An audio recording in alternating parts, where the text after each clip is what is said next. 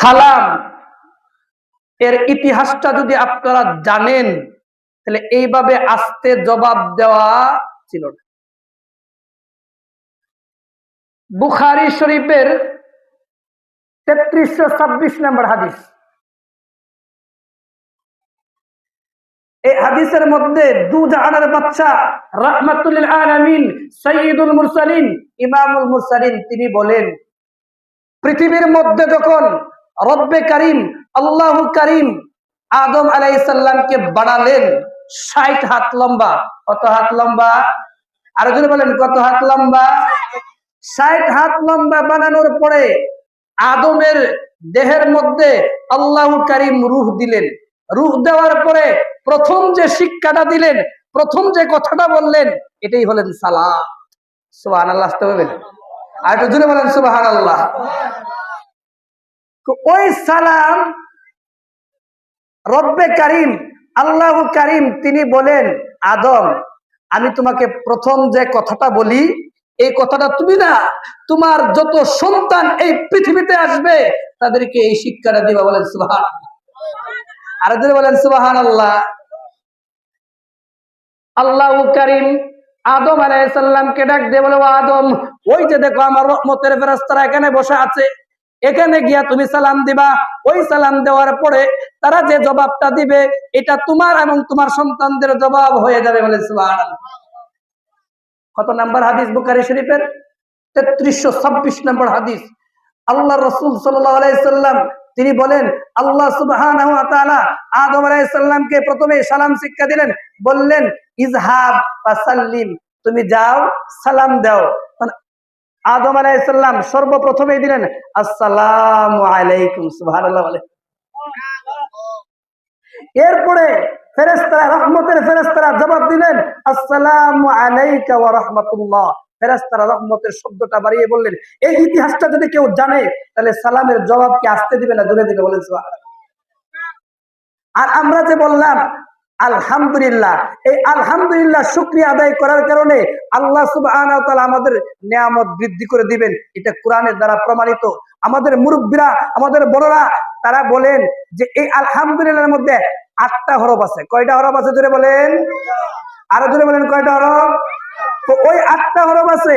যদি কোনো ব্যক্তি এই আলহামদুলিল্লাহ বার বার বার বার পড়ে তাহলে তার জন্য জান্নাতের 8টা দরজা খুলে যাবে আর তাকে ডাকতে থাকবে, এই দিক দিয়ে প্রবেশ করো, এই দিক দিয়ে প্রবেশ করো। বলুন সুবহানাল্লাহ। আর এই যে সুবহানাল্লাহ বললেন, এই সুবহানাল্লাহ একবার বলার কারণে আল্লাহ সুবহানাহু ওয়া তাআলা বলেন, ও আমার ফেরেশতারা আমি কসম করে বলছি, ওই যে আমার বান্দারা সুবহানাল্লাহ একবার বললো, 2টা টুট একসাথে করতে যে পরিমাণ সময় লাগে আর মেলতে যে পরিমাণ সময় লাগে, এর আগে আমি তাদের সমস্ত গুনাহ মাফ করে দিলাম। আর জোরে বলেন সুবহানাল্লাহ। আরেকটু আওয়াজ করে বলেন সুবহানাল্লাহ। এখন আমি যে এই কথাটা বললাম যে আল্লাহ সুবহানাহু ওয়া তাআলা এই সুবহানাল্লাহ তাআলা, আল্লাহ সুবহানাহু ওয়া তাআলা সুবহানাল্লাহ বলার কারণে সমস্ত গুনাহ maaf করে দিবেন, এটার কোনো প্রমাণ আছে কিনা? হ্যাঁ আছে। তো বুখারী শরীফের হাদিস, বুখারী শরীফের 6408 নম্বর হাদিস, 6408 নম্বর হাদিস। ওই হাদিসের মধ্যে আবু হুরায়রা রাদিয়াল্লাহু তাআলা আনহু তিনি বলেন, আল্লাহর রাসূল সাল্লাল্লাহু আলাইহি সাল্লাম তিনি বলেন যে আবু হুরায়রা রাদিয়াল্লাহু তাআলা আনহু বলেন, আল্লাহ রাসূল সাল্লাল্লাহু আলাইহি সাল্লাম বলেন যে আল্লাহ সুবহানাহু ওয়া তাআলার কিছু ভ্রাম্যমান ফেরেশতারা আছে, এরা দুনিয়াতে বিচরণ করে আর দেখে কোথায় কোরআন এবং হাদিসের আলোচনা হয়, তারা এই জায়গায় গিয়ে একত্রিত হয়। বলেন সুবহানাল্লাহ। আসতে বলবেন সুবহানাল্লাহ। আরে বলে ওই যে কলাপাড়া ইসলামউদ্দিন হুজুরের বাড়িতে কিছু মানুষ এখানে একত্রিত হয়েছে, তারা গুণগান গাচ্ছে, আল্লাহ সুবহানাহু ওয়া তাআলার বরত্ব এবং মহত্ব প্রকাশ করছে। ওই জায়গায় একজন ফেরেশতা অন্য ফেরেশতাদেরকে ডাক দিয়ে বলে, আসো আসো এখানে আসো। এখানে আসতে আসতে সকল ফেরেশতা ওই মানুষদেরকে পাখা দিয়ে ঢাকতে ঢাকতে প্রথম আসমান পর্যন্ত চলে যায়। আর জোরে বলেন সুবহানাল্লাহ। আরেকটা আওয়াজ করে বলেন সুবহানাল্লাহ। এই যে প্রথম আসমান পর্যন্ত চলে যায়, এই জন্য একজন কবি লেখেন যে একজন আলেমের সোহবতে বসা, একজন আলেমের সোহবতে কয়েক মিনিট বসা 100 বছর রিয়া মুক্ত ইবাদত করার চেয়ে শ্রেষ্ঠ হলো একজন আলেমের সোহবতে বসা। বলেন সুবহানাল্লাহ।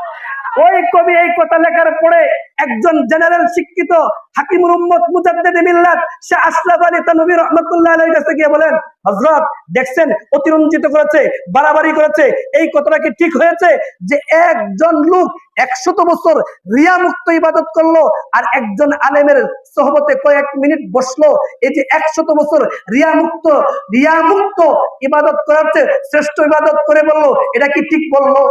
হাকিমুল উম্মত মুজাদ্দিদ মিল্লাত শাহ আশরাফ আলী তানভী রাহমাতুল্লাহ আলাইহি বলেন, এটা তো কম হয়ে গেছে। আমি বলবো 1,00,000 বছর ইবাদত করার চেয়েও বেশি সওয়াব হবে একজন আলেমের সোহবতে বসা। আর জোরে বলেন সুবহানাল্লাহ। আর এখানে যারা আসছে তারা আল্লাহ সুবহানাহু ওয়া তাআলা সমস্ত গুনাহ মাফ করে দিবেন, বলেন সুবহানাল্লাহ। তাহলে আমি বলবো আমার মাইকের আওয়াজ যে পর্যন্ত যাচ্ছে প্রত্যেকটা মানুষকে আমি দাওয়াত দিচ্ছি আর বলতেছি, এখানে আসেন, আপনার গুনাহ পাহাড় পরিমাণ হলেও আল্লাহ মাফ করে দিবেন, বলেন সুবহানাল্লাহ। গুনাহ যত হবে আল্লাহ সমস্ত গুনাহ মাফ করে দিবেন। এই হাদিসটাই আমি বলছি বুখারী শরীফের 6408 নম্বর হাদিস। ওই হাদিসের মধ্যে আল্লাহ রাসূল সাল্লাল্লাহু আলাইহি সাল্লাম বলেন, ওই জায়গাটা ফেরেশতারা, রহমতের ফেরেশতারা পাখা দিয়া ডাকতে ডাকতে ডাকতে প্রথম আসমান পর্যন্ত চলে যায়। আল্লাহ সুবহানাহু ডাক দিয়ে বলেন, ও আমার রহমতের ফেরেশতারা, এখানে তুমি কেন ডাকতে ডাকতে কেন প্রথম আসমান পর্যন্ত চলে আসলা? ফেরেশতারা বলেন, ওগো আল্লাহ, আপনি তো সবই জানেন, আপনি আমাদের কাছ থেকে শুনতে যাচ্ছেন কেন? এখানে ইসলামউদ্দিন হুজুরের বাড়িতে ওই যে দেখেন কিছু মানুষ তারা কোরআনের হাদিসের আলোচনা শুনছে, আপনার বরত্ব মহত্ব এবং আপনার গুণগান গাচ্ছে, এই জন্য আমরা এই পর্যন্ত আসছি। আল্লাহ সুবহানাহু ওয়া তাআলা রহমতের ফেরেশতাদেরকে ডাক দিয়ে বলেন, ও আমার রহমতের ফেরেশতারা, এরা যে আমার গুণগান গাচ্ছে, এরা যে আমার কথা শুনছে, এরা যে কোরআন হাদিসের কথা শুনছে, তারা কি আমাকে দেখছে? সুবহানাল্লাহ। আস্তে সুবহানাল্লাহ বলবেন না, জোরে বলবেন। তারা কি আমাকে দেখছে? না, দেখে নাই।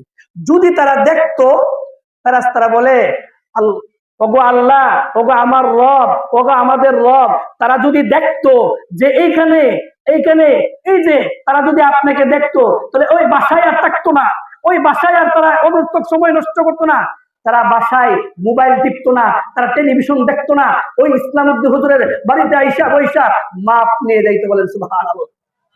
আচ্ছা, আল্লাহ সুবহানাহু ওয়া তাআলা বলেন, ওগো আমার রহমতের ফেরেশতারা, এখানে যে বৈশা তারা জিকির করছে, এরা যে এবং আমার মহত্ব এবং বরত্ব প্রকাশ করছে, এরা চাইটা কি আর কি চাই? ওগো আল্লাহ, ফেরেশতারা বলেন, ওগো আল্লাহ, তারা আপনার কাছে দুইটা জিনিস চাই, বলেন সুবহানাল্লাহ। তো দুইটা জিনিস কি? আল্লাহুম্মা ইন্না নাসআলুকাল জান্নাতা ওয়া নাউযু বিকা মিনান নার। ওগো আল্লাহ, আপনার কাছে জান্নাত চাই। সুবহানাল্লাহ বলেন না? আর এখানে যারা আসছে, আমরা কি টাকা চাই, বাড়ি চাই, কি চাই? আমরা জান্নাত চাই। তো আল্লাহ এর এখানে আসছে, আপনার কাছে জান্নাত চাই, জোরে বলেন সুবহানাল্লাহ। আরো জোরে বলেন সুবহানাল্লাহ। আল্লাহ সুবহানাহু ওয়া তাআলা রহমতের ফেরেশতাদেরকে ডাক দিয়ে বলেন, ও আমার রহমতের ফেরেশতারা, তারা কি জান্নাতটা দেখছে? ও না, দেখে নাই। যদি জান্নাতটা দেখতো, তারা হুমরিকে বাসায় বসে দেখতে পারতো না, তারা ওই ইসলামউদ্দিন হুজুরের বাড়িতে আইসা হুমরি খায়া পড়তো, বলেন সুবহানাল্লাহ। বলছে আরেকটা কি জিনিস চাই? তোমরা যে বললা দুইটা জিনিস চাই, আরেকটা চাই, ওয়া নাউযু বিকা মিনান নার, ওয়া নাউযু বিকা মিনান নার। আপনার কাছে জান্নাত থেকে, আপনার কাছে জাহান্নামের আগুন থেকে পানা চাই, আপনার কাছে জাহান্নামের আগুন থেকে পানা চাই। আল্লাহ সুবহানাহু ওয়া তাআলা ফেরেশতাদেরকে ডাক দিয়ে বলেন, ও আমার ফেরেশতারা, তারা কি জাহান্নামের আগুন দেখছে? ও না, দেখে নাই। যদি জাহান্নামের আগুন দেখতো, আপনার কাছে মাফ না চাইয়া, মাফ না নিয়া তারা যাইতো না, বলেন সুবহানাল্লাহ। আল্লাহ সুবহানাহু ওয়া তাআলা বলেন, ও আমার রহমতের ফেরেশতারা, তোমরা সাক্ষী, এখানে যারা আসছে, যারা আমার গুণগান গাচ্ছে, আমার মহত্ব প্রকাশ করছে, আমি আল্লাহর কসম করে বলছি, ওয়া ইজ্জাতি ওয়া জালালি লা আযালু আগফিরু লাহুম। এখানে যারা বসছে, আমি তাদের সবাইকে মাফ করে দিলাম। জোরে বলেন সুবহানাল্লাহ। মাফ কি চান না? আমার ইজ্জতের কসম, আমার জালালের কসম করে বলছি, এখানে যারা বসছে আমি সবাইকে মাফ করে দিয়েছি। একজন ফেরেশতা উঠে বলেন, ওগো আল্লাহ, এখানে কিছু মানুষ আসছিল, আয়েশা দেখে গেছে, আর কিছু মানুষ আসতে চাইতেছে, আর কিছু মানুষ চুকি দিয়ে চলে গেছে, এদেরকে কি বলবেন? আল্লাহ সুবহানাহু ওয়া তাআলা বলেন, আমার ইজ্জতের কসম, আমার জালালের কসম, তাদের সহ আমি সবাইকে মাফ করে দিলাম। আমার মাইকের আওয়াজ যে পর্যন্ত যাচ্ছে, যারা এখনো অনর্থক কথাবার্তা বলছেন, কোনো কাজ নাই, কিচ্ছু নাই, আমি তাদেরকে অনুনয় বিনয় করে, কাকুতি মিনতি করে বলবো, এখানে আসেন, গুনাহ মাফ নিয়ে যান। কিভাবে মাফ করে দিবেন? বুখারী শরীফের আরেকটি হাদিস, বুখারী শরীফের 7506 নাম্বার হাদিস। আবু হুরায়রা রাদিয়াল্লাহু তাআলা আনহু বলেন যে এক ব্যক্তি, আল্লাহ রাসূল সাল্লাল্লাহু আলাইহি সাল্লাম বনি ইসরাইলের একজন ব্যক্তির ঘটনা তিনি বর্ণনা করছেন। ওই ব্যক্তি ছিল বাটপার, সিটার, দান্দালি, যা আছে পৃথিবীতে সব যে আছে সব গুনাহ করেছে। তার কয়েকটা ছেলে এই ছেলের কাছে বলে যে বাজান, আমি তো এমন কোনো গুনাহ নাই, এমন কোনো গুনাহ নাই, এমন কোনো গুনাহ নাই যে আমি করি নাই। আমি আমার রবের কাছে কি নিয়ে দাঁড়াবো? আমি আমার রবের কাছে কি নিয়ে দাঁড়াবো? আল্লাহ সুবহানাহু ওয়া তাআলা বলেন, এই কথা যারা বলবে, ওয়ালিমান খাফা মাকামা রাব্বিহি জান্নাতান, আমি তাদেরকে দুইটা জান্নাত দান করব। সুবহানাল্লাহ বলবেন না? যারা আমার রবের সামনে দাঁড়ানোকে ভয় করবে, আমি তাদেরকে কয়টা জান্নাত দিব? দুইটা জান্নাত দিব। আবু হুরায়রা রাদিয়াল্লাহু তাআলা আনহু বলেন যে আল্লাহ রাসূল সাল্লাল্লাহু আলাইহি সাল্লাম বলেন যে এই ব্যক্তিটা এই গুনাহ করার কারণে ছেলেদেরকে ওসিয়ত করেছে, বাবারা শোনো, আমি যে গুনাহ করেছি আমি মাফ পাবো না, আল্লাহ আমাকে মাফ করবে না। তোমরা আমাকে আগুনে পুড়িয়ে ছাই বানিয়ে কিছু পানিতে ছেড়ে দিবা, কিছু বাতাসে ছেড়ে দিবা, কিছু মাটির সাথে মিশিয়ে দেবা। যখন এই কাজটা করলো, সে মারা গেল। খুব শর্ট করে বলছি, সামনে আমরা অগ্রসর হতে হবে। ও এই কাজটা করার পরে আল্লাহ সুবহানাহু ওয়া তাআলা ডাক দিলেন, ও আমার বান্দা, তুমি এই কাজটা কেন করলা? তো আল্লাহ, তোমার ভয়, তোমার সামনে আমি এত গুনাহ করেছি, আমি কেমনে আপনার সামনে দাঁড়াবো, এই জন্য আপনার ভয়ে আমি এই কাজটা করেছি। আল্লাহ বলেন, আমার ভয় তোর অন্তরে আছে? তো হ্যাঁ আছে, আমি তোর সমস্ত গুনাহ মাফ করে দিলাম। বলে সুবহানাল্লাহ, ধরে বলেন সুবহানাল্লাহ। এখানে যারা আসবে, যারা আল্লাহকে ভয় করবে, আল্লাহ বলেন আমি তাকে দুইটা জান্নাত তো দিবই, আমি আমার ইজ্জতের কসম, আমার জালালের কসম করে বলছি, আমি তার সমস্ত গুনাহ মাফ করে। তো দেখেন, এখানে যারা আসছে এদের ব্যাপারে একটি হাদিস আসছে, এই তিরমিজি শরীফের হাদিস 3233 নম্বর হাদিস। ওই হাদিসের মধ্যে আল্লাহ রাসূল সাল্লাল্লাহু আলাইহি সাল্লাম বলেন, দেখো শুনেন, আল্লাহ রাসূল সাল্লাল্লাহু আলাইহি সাল্লাম একদিন নিদ্রায় গেলেন। নিদ্রায় যাওয়ার পরে আমাদের রব পরওয়ারদিগার আল্লাহ সুবহানাহু ওয়া তাআলা তার বন্ধুর কাছে আসছে। বলেন সুবহানাল্লাহ। আয়েশা বলতেছে, বন্ধু তুমি উঠো। উঠার পরে অনেক কিছু কথা বলার পরে একটা সময় বলে, বন্ধু আমি চলে যাচ্ছি, তোমাকে একটা দোয়া শিক্ষা দিয়ে যাচ্ছি, এই দোয়াটা তুমি সর্বদাই পড়তে পারবেন না? আপনারা বাংলা পড়বেন। এই দোয়া হচ্ছে, আল্লাহুম্মা ইন্নী আসআলুকা ফি'লাল খায়রাত ওয়া তারকাল মুনকারাত ওয়া হুব্বাল মাসাকিন। তা তোমরা গরিবদেরকে বেশি ভালোবাসো। এখানে যারা আসছে তারা গরিবদের, এটা বেশিরভাগ ম্যাক্সিমাম মানুষ গরিব, ঠিক না বেশি? প্রিয় হাজরিন, এই জন্য আমি বলবো এটা জান্নাতের বাগান, গুনাহ মাফের বাগান। এখানে যারাই আসবে আল্লাহ সুবহানাহু ওয়া তাআলা তাদের সমস্ত গুনাহ মাফ করে দিবেন। বলেন সুবহানাল্লাহ। এখন সবাই মহব্বতের সাথে আদবের সহিত জুড়ে একটু দুরূদে ইব্রাহিম পড়তে পারবো না ইনশাআল্লাহ? এই দুরূদে ইব্রাহিমের ব্যাপারে আল্লাহ সুবহানাহু ওয়া তাআলা বলেন, মিশকাত শরীফের 921 নম্বর হাদিস বলেন, এই হাদিসের মধ্যে আসছে, মান সাল্লা আলাইয়া ওয়াহিদাতান সাল্লাল্লাহু আলাইহি আশরান, যে ব্যক্তি একবার আমার উপর দুরূদ পাঠ করবে, আল্লাহ সুবহানাহু ওয়া তাআলা তার প্রতি রাজি খুশি হইয়া যাইয়া তার উপর 10টি রহমত নাযিল করবেন, 10টি গুনাহ মাফ করে দিবেন, 10টি মর্যাদা তার বুলন্দ করে দিবেন। এজন্য আমরা একবার দুরূদ ইব্রাহিম পড়ি, যেটা নামাজের মধ্যে পড়ি, আল্লাহুম্মা সাল্লি আলা মুহাম্মাদি ওয়া আলা আলি মুহাম্মাদ কামা সাল্লাইতা আলা ইব্রাহিম ওয়া আলা আলি ইব্রাহিম ইন্নাকা হামিদুম মাজিদ। আল্লাহুম্মা বারিক আলা মুহাম্মাদ ওয়া আলা আলি মুহাম্মাদ কামা বারাকতা আলা ইব্রাহিম ওয়া আলা আলি ইব্রাহিম ইন্নাকা হামিদুম মাজিদ। প্রিয় হাজরিন, আবু দাউদ শরীফের 3216 নম্বর হাদিস। ওই হাদিসের মধ্যে আল্লাহ রাসূল সাল্লাল্লাহু আলাইহি সাল্লাম বলেন, মান কানা আখিরু কালামিহি লা ইলাহা ইল্লাল্লাহ দাখালাল জান্নাহ। যার শেষ কথা হবে লা ইলাহা ইল্লাল্লাহ, আল্লাহ তাকে জান্নাতটা দান করে দিবেন, বলে সুবহানাল্লাহ। এখন আমরা একটু জিকির করি, বলি লা ইলাহা ইল্লাল্লাহ, জোরে বলেন লা ইলাহা, আওয়াজ করে বলেন লা ইলাহা ইল্লাল্লাহ, আওয়াজ করে বলি আজকে লা ইলাহা ইল্লাল্লাহ। আসমানের মালিক যেই আল্লাহ, জমিনের মালিক সেই আল্লাহ, লা ইলাহা ইল্লাল্লাহ মুহাম্মাদুর রাসূলুল্লাহ। তিনবার বলি আস্তাগফিরুল্লাহ, আস্তাগফিরুল্লাহ, আস্তাগফিরুল্লাহ। সর্বপ্রথমে আমরা শুকর আদায় করি যে আল্লাহ সুবহানাহু তাআলা আমাদেরকে 1447 হিজরি সনের ৫ম নাম্বার মাস জমাদুল উলা মাস, এই জমাদুল উলা মাসের মাহফিলে, মহিলা মাদ্রাসার মাহফিলে আমাদেরকে একত্রিত হওয়ার তৌফিক দান করেছেন। এই জন্য সকলে জোরে সুরে আওয়াজ করে কালিমাতু শুকর আদায় করে বলি আলহামদুলিল্লাহ। আরেকটু জোরে বলি আলহামদুলিল্লাহ। প্রিয় হাজরিন, আজকে আলোচনার বিষয় হচ্ছে সাহাবায়ে কেরাম এর ঈমান কেমন ছিল। সাহাবায়ে কেরাম এর ঈমান কেমন ছিল, এই ব্যাপারে আল্লাহ সুবহানাহু ওয়া তাআলা সূরা বাকারা 13 নম্বর আয়াতে বলেন আমিনু কামা আমানান নাস, তোমরা ঈমান আনো যেমনি ভাবে মানুষরা ঈমান আনছে। এই মানুষ দ্বারা কাদেরকে বুঝিয়েছেন, এই মানুষ দ্বারা কাদেরকে উদ্দেশ্য করেছেন? এই আয়াতের ব্যাখ্যায়, এই আয়াতের তাফসিরে আব্দুল্লাহ ইবনে আব্বাস রইসুল মুফাসসিরিন, মুফাসসির জগতের সরদার, মুফাসসির জগতের প্রধান, মুফাসসির জগতের লিডার আব্দুল্লাহ ইবনে আব্বাস রাদিয়াল্লাহু তাআলা আনহু, তিনি বলেন এই নাস দ্বারা আল্লাহ সুবহানাহু ওয়া তাআলা সাহাবায়ে কেরামদেরকে বুঝিয়েছেন। এই আয়াত দ্বারা উদ্দেশ্য হচ্ছে তোমরা আমিনু কামা আমানান নাস, তোমরা ঈমান আনো যেমনি ভাবে সাহাবায়ে কেরাম ঈমান আনছে। বলেন সুবহানাল্লাহ।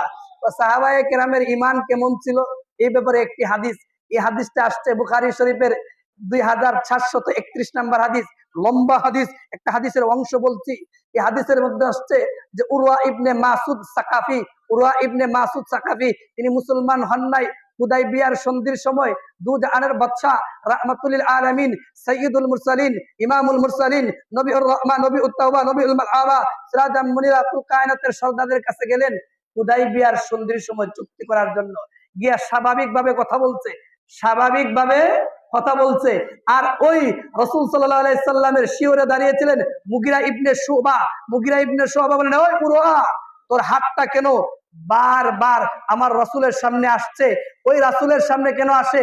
আর একবার যদি ওই হাতটা ওই রাসূলের সামনে আসে, তোর হাত রাসূলের সামনে আসে, তা আমার এই তলোয়ারের আঘাত দিয়া তোর হাতটাকে আমি জুদা করে ফেলবো। আমরাও বলতে চাই, যারা রাসূলকে নিয়ে কটূক্তি করবেন, রাসূলকে নিয়ে অপমাননা করবেন, রাসূলকে নিয়ে ব্যঙ্গ বিদ্রুপ করবেন, রাসূলের মান সম্মান পূর্ণ করবেন, কয়েকটা বুটের জন্য আমরাও তাদেরকে বাংলার জমিনে থাকতে দেব না। ঠিক না বেঠিক? তাদের বাংলার জমিনে জায়গা হবে না। ঠিক না বেঠিক? আর এটাই আল্লাহ সুবহানাহু ওয়া তাআলা বলেন আমিনু কামা আমানান নাস, ঈমান আনো আমার সাহাবায়ে কেরামের মতো করে। এই লটর বটর উল্টা পাল্টা ঈমান চলবে না, আমার সাহাবায়ে কেরামের মতো করে ঈমান আনতে হবে। ঠিক না ঠিক? দেখুন আরেকটি হাদিস বলছি, আমাদের আম্মা জান আল্লাহ রাসূল সাল্লাল্লাহু আলাইহি সাল্লামের বিবি উম্মে হাবিবা রাদিয়াল্লাহু তাআলা আনহা, তার পিতা হলেন আবু সুফিয়ান, মুসলমান হন নাই। আবু সুফিয়ান হলেন কাফেরদের সর্দার, মুনাফিকদের সর্দার, পুত্তলিকদের সর্দার, পুত্তলিকদের লিডার।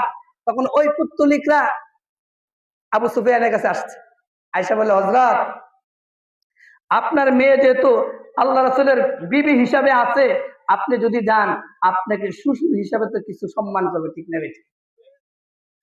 বলেন ঠিক না বেটি? শ্বশুর হিসাবে আমরা আইলে তো আরে আমরা তো মা বাবাকে চিনি না, শ্বশুর শাশুড়িকেই চিনি। এই জায়গায় একটা ঘটনা মনে হয়েছিল, বলবো আপনাদেরকে? বলবো? দেখেন ঢাকার একটি প্রসিদ্ধ ঘটনা, এটা আমার নিজ চোখে শোনা, নিজ চোখে শোনা, যে এক লোক সে চাকরি করছে খুলনায়, তার ছেলেও খুলনায় চাকরি পেয়েছে, সে রিটায়ার্ড হয়েছে। কোনো একটা কাজে ওই বাবা খুলনায় গেছে, রাত্র হয়ে গেছে, এখন ছেলের বাসায় গেছে 1টার সময়। যাওয়ার সময় যখন ছেলের বাসায় গেছে, ছেলের বউ দেখা মুখটাকে এমন করছে, করে না ঠিক না ঠিক করছে তো না, এমন জোরে বলতেছে না আমি কোনো খানা নানা পাকাইতে পারবো না, আমি আপনাদের হিসেবে বাড়িতে করুণী হিসেবে আসে নাই, আমি আমি আমার বাড়িতে এক এক বেলা ভাত নান্দি নাই, এরকম কয় কিনা? কারণ এই মুরব্বী এই শুনে ক্ষুদা কে আছে না গেছে? ক্ষুদা আছে না গেছে? ক্ষুদা চলে গেছে। তখন ছেলে বলে বাজান তুমি আসো খাওয়া দাওয়া করো, না বাজান আমি ক্ষুদা খাবো, আমার ক্ষুদা নাই, আমার ক্ষুদা শেষ। বাবা কি করছে, শুইছে, ক্ষুদার জ্বালায় কি ঘুমে ধরে, আর 1 ঘন্টা পরে ওই বউয়ের বাই আইছে, ঠিক দেবে ঠিক। তখন ফ্রিজ থেকে এখন বড় বড় গুস্ত এবং কি ইলিশ মাছ আরো কত কিছু রান্না করছে, বেটা নাকে গেছে। সকালে ওইটা বাবা যায় আর ছেলেরা বলে বাবা যেদিন তোমার তোমার যেদিন তোমার শালা হয়ে আসতে পারবো এই দিন তোমার বাসায় আমি খাবো, ঠিক দেবে ঠিক। যেদিন তোমার শালা হয়ে তোমার বাসায় আসতে পারবো সেই দিন আমি তোমার বাসায় হাত বিজাবো, এর আগে হাত বিজাইবো না। দেখেন এই আবু সুফিয়ান তার মেয়ের বাসায় গেছে, আল্লাহ রাসূল সাল্লাল্লাহু আলাইহি ওয়াসাল্লামের বিবি উম্মে হাবিবা তার বাসায় যখন গেলেন, তার কক্ষে যখন ঢুকলেন, তার রুমে যখন ঢুকলেন, উম্মে হাবিবা রাদিয়াল্লাহু তাআলা আনহা তিনি বিছানা গুছিয়ে ফেললেন, গুছিয়ে বললেন আব্বাজান আসছেন, কান ডান চলে যান, ওই রাহমাতুল লিল আলামিনের বিছানায় আপনি বসতে পারবেন না, কারণ এটা হচ্ছে রাহমাতুল লিল আলামিনের বিছানা। আপনার মতো মুনাফিক, আপনার মতো কাফের আল্লাহ রাসূলের বিছানায় বসতে পারবে না, ঠিক না ঠিক?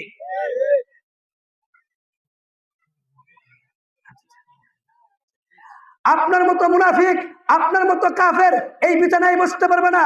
আমরাও বলতে চাই, ডক্টর ইউনূসকে বলতে চাই, বর্তমান সরকারকে বলতে চাই, 5ই আগস্ট আন্দোলন করে আপনার আগে আমরাই ক্ষমতায় বসেছি, আপনি ইসকন নামে সন্ত্রাসী লালন পালন করবেন, ইসকন নামে সন্ত্রাসী মুসলমানদেরকে লেলিয়ে দিবেন, আপনার এই শেখ হাসিনার মতো হবে, ঠিক না বেটি? যারা বলেন ঠিক না বেটি? আর আপনি ওই কাদিয়ানীদেরকে অতি বিলম্বে এই কাদিয়ানীদেরকে দ্রুত আপনি কাফের ঘোষণা করতে হবে, ঠিক না ঠিক? ওই বাংলাদেশের জমি, উলামায়ে কেরামের জমি, আলেম উলামাদের জমি, ওলি আউলিয়াদের ভূমি, ঠিক না ঠিক? এইখানে কোন কাফের মুশরিক ইসলামের উপর আঘাত করবে আর সে বাঁচতে পারবে না এই জমিতে, ঠিক না ঠিক? আর এটাই আল্লাহ সুবহানাহু ওয়া তাআলা বলেন আমিনু কামা আমানান নাস, ঈমান আনো আমার সাহাবায়ে কেরামের মতো করে। আমার সাহাবায়ে কেরাম যেমনি ঈমান আনছে সেমনি ঈমান আনো। এখন আসুন সাদ ইবনে আবু ওয়াক্কাস, আরেক ঘটনা ছিল, এইদিকে যাব না। সাদ ইবনে আবু ওয়াক্কাস রাদিয়াল্লাহু তাআলা আনহু মুসলমান হয়েছেন, মাকে অত্যন্ত ভালোবাসতেন। সুবহানাল্লাহ কইবেন না? আমরা কি মাকে ভালোবাসি নাকি বউকে ভালোবাসি? মাকে অত্যন্ত ভালোবাসতেন। মা মুসলমান হন নাই, মা বাইনা করছে যে বাজান ওই যে আমার সামনে খানা, আমার সামনে খানা, আমার সামনে পানি, তুমি যদি ইসলাম ধর্ম ত্যাগ না করো আমি এক লুকমাও ভাত, এক লুকমা খানা খাবো না, এক ঢুক পানিও পান করবো না, যদি তুমি ইসলাম ত্যাগ না করো। তখন কি কথাটা তিনি বলেছিলেন, তিনি কি কথাটা বলেছিলেন এটা স্বর্ণ অক্ষরে লেখে রাখার মতো। তখন বলছিলেন ইয়া লা তাফআলি ইয়া উম্মা, ওগো আম্মা আপনি এই কাজটা করবেন না কখনো, আপনি এই কাজটা করতে যায়েন না। লা তাফআলি ইয়া উম্মা ইন্নী লা উদিউ দীনি হাযা লিশাইইন, আপনি যদি 100 বার ওমরা যান, আপনি যদি 100 বার প্রাণ ফিরে পান, আমি সাহাদের কিচ্ছু আসে যায় না। আমি যে ধর্ম গ্রহণ করেছি, আমি যে ইসলাম গ্রহণ করেছি, এর থেকে এক চুল পরিমাণ নড়বো না, ঠিক না বেটি? আর আপনি আমি আজান পড়লে নামাজ পড়ি না, এই নামাজের ব্যাপারে এক চুল পরিমাণও নড়বো না। দেখেন মুসলিম শরীফের হাদিস 2491 নম্বর হাদিস, ওই হাদিসের মধ্যে আবু হুরায়রা রাদিয়াল্লাহু তাআলা আনহু ইয়ামান থেকে মাকে নিয়ে আসছেন মুসলমান হওয়ার জন্য। সুবহানাল্লাহ কইবেন না? মাকে নিয়ে আসে, ঘর বাড়ি বিটা বাটা যা আছে আত্মীয় স্বজন সব ত্যাগ করে মাকে নিয়ে আসছে মুসলমান হবে। মাকে নিয়ে আসার পরে আল্লাহ রাসূলের কাছে মুসলমান হলেন, মা মুসলমান হন নাই, মাকে দিনের দাওয়াত দেন, মা রাগ করেন। একদিন এমন রাগ করছেন আবু হুরায়রা রাদিয়াল্লাহু তাআলা আনহু চোখের পানি ছেড়ে দিলেন, চোখের পানি কান্নাজনিত অবস্থায় আল্লাহ রাসূল সাল্লাল্লাহু আলাইহি ওয়াসাল্লামের দরবারে গেলেন। আবু হুরায়রা রাদিয়াল্লাহু তাআলা আনহুকে দেখে আল্লাহ রাসূল সাল্লাল্লাহু আলাইহি সাল্লাম বললেন, ওগো আবু হুরায়রা, তোমার চোখে পানি কেন? তোমার চোখে পানি কেন? আবু হুরায়রা রাদিয়াল্লাহু তাআলা আনহু বললেন, আল্লাহ রাসূল, আমার মা আমাকে বকা করছে, আমার মা আমাকে মারছে। আল্লাহ রসুল বলেন, তুমি কি তোমার মার নামে নালিশ করছো? না আল্লাহ রসুল, আমি আমার মার নামে নালিশ করি নাই। আপনার দুইটা হাত, বরকতি দুইটা হাত যদি আল্লাহর কাছে আপনি তুলতেন আর আমার মায়ের জন্য দোয়া করতেন, আল্লাহ রাসূল সাল্লাল্লাহু আলাইহি সাল্লাম দুইটা হাত তুলে দোয়া করেন, আল্লাহুম্মা আদিউম্মা আবি হুরায়রাতা, ওগো আল্লাহ তুমি আবু হুরায়রার মাকে হেদায়েত দান করে দাও। আবু হুরায়রা রাদিয়াল্লাহু তাআলা ভূত করে দৌড় মারলেন, দ্রুত একটা দৌড় দিলেন। সাহাবায়ে কেরাম ধরলেন, আরে আপনি দৌড় দেন কেন? আগে আমাকে ছাড়ো। এই দোয়া দুজাহানের বাদশা রাহমাতুল লিল আলামিনের দোয়া আগে পৌঁছে নাকি আমি আবু হুরায়রা গিয়ে আগে পৌঁছি? আবু হুরায়রা রাদিয়াল্লাহু তাআলা আনহু বাড়ি গিয়া দেখেন তার মা ডাক দিয়ে বলতেছে, আবু হুরায়রা, ওগো আবু হুরায়রা, তোমাকে আমি যে অত্যাচার করেছি, জুলুম করেছি, এটা আমি অন্যায় করেছি, আজকে আমি কালিমায়ে শাহাদাত পড়ে মুসলমান হয়ে যাচ্ছি। সুবহানাল্লাহ বলবেন না? আর জোরে বলেন সুবহানাল্লাহ। মার দোয়া, এজন্য মা বাবার ব্যাপারে, মা বাবার ব্যাপারে তো দেখতে পারলাম না, মা বাবার ব্যাপারে আল্লাহ সুবহানাহু ওয়া তাআলা বলেন, ওয়াবিল ওয়ালিদাইনি ইহসানা, পিতা মাতার খেদমত যদি করো গো, পিতা মাতার খেদমত যদি করো। আল্লাহ হাকিমুল উম্মত মুজাদ্দিদে মিল্লাত শাহ আশরাফ আলী থানভী রাহমাতুল্লাহ আলাইহি বলেন, আল্লাহ সুবহানাহু ওয়া তাআলা দুনিয়াতে তোমাকে 5টা পুরস্কার দান করবেন। সুবহানাল্লাহ বলেন, কয়টা পুরস্কার দান করবেন? যাক, মাতা পিতার ব্যাপারে রাখলাম, একটা নামাজের কথা বলি।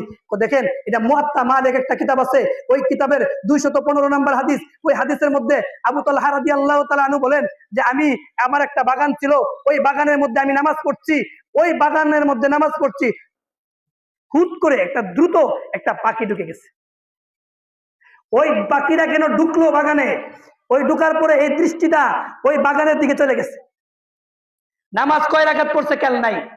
এই জন্য আবু হুরায়রা তালহা রাদিয়াল্লাহু তাআলা আনহু আল্লাহ রাসূল সাল্লাল্লাহু আলাইহি সাল্লামের কাছে এই বাগান নিয়ে গেলেন, বললেন, হে আল্লাহ রাসূল, যে সম্পদ, যে টাকা, যে অর্থ, যে বাড়ি, যে সন্তান আমার নামাজকে গাফেল করে, এই সন্তান আমি রাখবো না, আল্লাহ রাস্তায় বিলিয়ে দেবো। বলেন সুবহানাল্লাহ। আর এই কথাটাই আল্লাহ সুবহানাহু ওয়া তাআলা সূরা বাকারা 13 নম্বর আয়াতে বলেন, আমিনু কামা আমানান নাস, আমিনু কামা আমানান নাস, তোমরা ঈমান আনো যেমনি ভাবে সাহাবায়ে কেরাম ঈমান আনছে। আরেকটা হাদিস বলি, এই হাদিসটা বলে শেষ করে দেব। ওই হাদিসটা আসছে তিরমিজি শরীফের 3675 নম্বর হাদিস। ওই হাদিসের মধ্যে আল্লাহ রাসূল সাল্লাল্লাহু আলাইহি সাল্লাম তাবুক যুদ্ধে যাওয়ার জন্য, তাবুক যুদ্ধের জন্য ধান টাকা পয়সা দান নিচ্ছেন। তখন আল্লাহ রাসূল সাল্লাল্লাহু আলাইহি সাল্লাম এদিকে তাকান, আল্লাহ রাসূল সাল্লাল্লাহু আলাইহি সাল্লাম সবাইকে বললেন, যার যা আছে,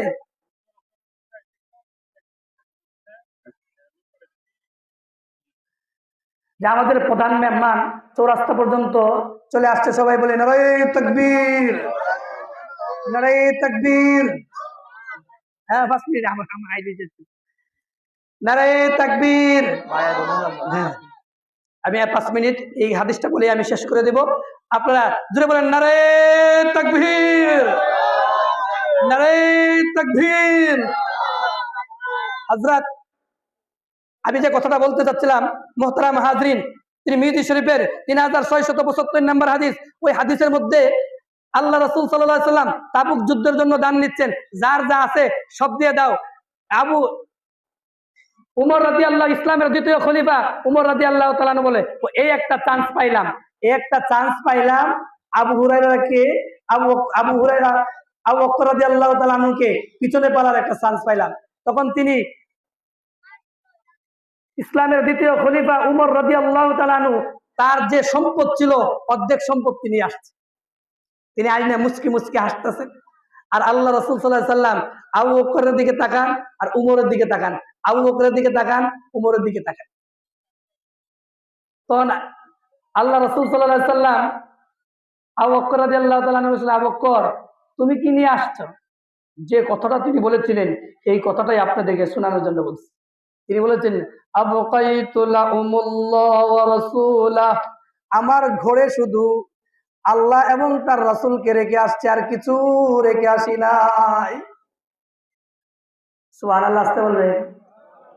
সুবহানাল্লাহ আর জোরে বলেন সুবহানাল্লাহ। আর এটার ব্যাখ্যা ছিল, বিশ্লেষণ ছিল যেমন না, এই হাদিসটা আপনার কত কলমে এবং অন্তরের মধ্যে গেঁথে রাখেন। তিরমিজি শরীফের 2140 নম্বর হাদিস। কত নম্বর হাদিস? 2140 নম্বর হাদিস। ওই হাদিসের মধ্যে আল্লাহ রাসূল সাল্লাল্লাহু আলাইহি সাল্লাম এই দোয়াটা সর্বদাই পড়তেন। সুবহানাল্লাহ। দোয়াটা কি? এই দোয়া যদি পড়েন আপনার ইমানের সাথে মৃত্যু হবে। আর জোরে বলেন সুবহানাল্লাহ। আমার সাথে সাথে বলুন, ইয়া মুকাল্লিবাল কুলুব। জোরে বলেন, ইয়া মুকাল্লিবাল কুলুব সাব্বিত কলবি, সাব্বিত কলবি আলা দীনিকা। এই হাদিসের অর্থ হচ্ছে, ওগো আল্লাহ অন্তর পরিবর্তনকারী, তুমি আমার অন্তরটাকে দৃঢ় করে দাও তোমার দ্বীনের উপর। বলেন সুবহানাল্লাহ, সুবহানাল্লাহ, সুবহানাল্লাহ। যাই হোক, আমরা যে কথাগুলো বললাম এই কথাগুলোর উপরে আপনার আমার আমল করার তৌফিক দান করুন। সকলে জোরে বলেন আমিন। আরো জোরে বলেন আমিন। আরেকবার হবে আমিন। আসসালামু আলাইকুম।